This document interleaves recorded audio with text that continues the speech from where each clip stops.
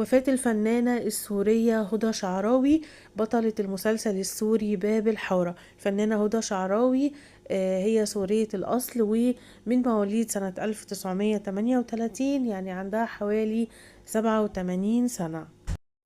وللأسف الشديد عثر على الفنانة هدى شعراوي في منزلها اليوم وهي مقتولة.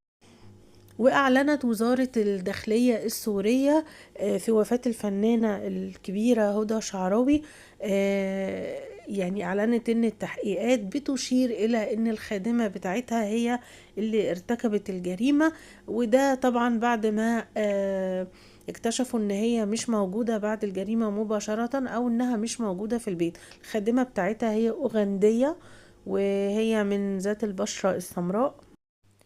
أما عن الوسط الفني السوري فقد فُجِع اليوم بخبر وفاة الفنانة السورية هدى شعراوي بعد ما لقيوها مقتولة في منزلها بالعاصمة السورية دمشق. وأعلن نقيب الفنانين السوريين الأخبار المتداولة عن خبر وفاة الفنانة هدى شعراوي، وأكد إن الأخبار صحيحة، وإن الطب الشرعي بتشير يعني الأخبار الأولية من الطب الشرعي يعني إن الحادثة حصلت ما بين الساعة 5 الصبح أو 6 الصبح صباح يوم الخميس 29 يناير.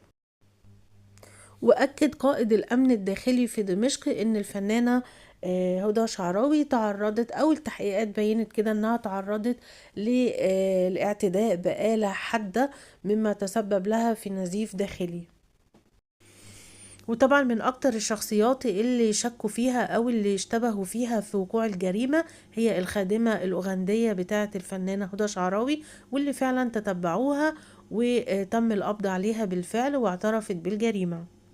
وطبعا جاري استجواب الخادمة علشان يعرفوا ايه دوافعها او ليه ارتكبت الجريمة. أما الفنانة هدى شعراوي فهي من أبرز الرموز الفنية السورية على مدى عقود، واللي اشتهرت أو من أشهر أدوارها هو دورها في المسلسل السوري باب الحارة، اللي كانت بتقدم فيه شخصية أم زكي، إلى جانب طبعا مشاركتها في العديد من الأعمال الفنية السورية على مدى سنين طويلة. أما عن نقابة الفنانين السوريين فهي أدانت الحادث بشكل كبير جدا، واعتبرت ان وفاة الفنانة السورية هدى شعراوي هو خسارة كبيرة مش بس للفن السوري لكن للفن العربي عامة. وقدامنا في الصورة دلوقتي الخادمة الأوغندية بتاعة الفنانة هدى شعراوي اللي ارتكبت الجريمة، واللي مش عارفين الحقيقة يعني مصيرها هيكون ايه. طبعا اكيد هتتسجن وكده، لكن اكيد كمان بعد ما تخرج من السجن هيكونوا بيرحلوها لبلدها. طبعا خبر صادم وخبر احزن كل الناس وكل محبين ومتابعين الفنانة الكبيرة او الفنانة السورية هدى شعراوي. رحم الله الفنانة السورية الكبيرة هدى شعراوي بطلة مسلسل باب الحارة، واللي عثر عليها اليوم في منزلها مقتولة على يد الخادمة بتاعتها. ربنا يرحمها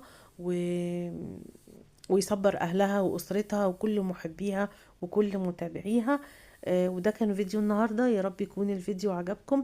أتمنى لو الفيديو عجبكم تعملوا لي اشتراك في القناة علشان يوصل لكم كل جديد، وتابعوني واستنوني في فيديوهات تانية كتير، وباي باي.